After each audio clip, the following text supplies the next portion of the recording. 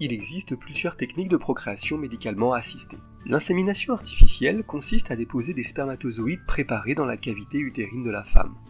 Elle peut être réalisée avec le sperme du conjoint ou avec le sperme d'un donneur. L'IAC, avec le sperme du conjoint, est utilisé quand la qualité du sperme est insuffisante. Il faut alors améliorer ce dernier par certaines techniques physiques. Elle est aussi pratiquée lorsque la progression des spermatozoïdes est limitée par la qualité de la glaire cervicale. L'IAD, avec le sperme d'un donneur, est employé lorsque le sperme du conjoint est de qualité vraiment insuffisante. La FIVET est la fécondation in vitro et transfert d'embryons.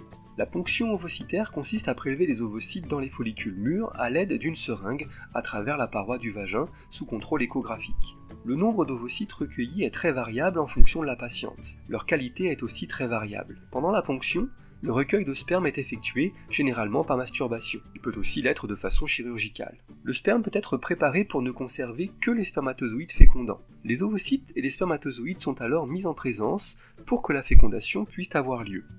Cette fécondation in vitro permet donc de faire se rencontrer en dehors des voies génitales de la femme des gamètes lorsque cette rencontre ne peut se faire naturellement. C'est le cas si les trompes sont obstruées ou si les spermatozoïdes ne peuvent arriver seuls jusque-là parce qu'ils sont trop peu nombreux et trop peu mobiles. Si les spermatozoïdes ne sont pas non plus capables d'assurer seuls la fécondation, on pourra procéder en plus à une ICSI, qui consiste à injecter le spermatozoïde directement dans l'ovocyte. Les ovocytes fécondés sont ensuite mis en culture, en général pour 3 jours, jusqu'au transfert.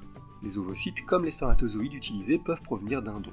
Le jour du transfert, le ou les embryons sont déposés au fond de l'utérus à l'aide d'une seringue et d'un fin cathéter. Les embryons non transférés peuvent être congelés et conservés pour tenter d'autres transferts par la suite. Ces techniques sont précédées d'une stimulation ovarienne, dans laquelle, grâce à des hormones que la femme va s'injecter, on va stimuler la croissance de plusieurs follicules, et non d'un seul, et les amener à maturité à une date prévisible. La stimulation ovarienne peut aussi être employée seule lorsque l'infertilité vient d'un défaut d'ovulation.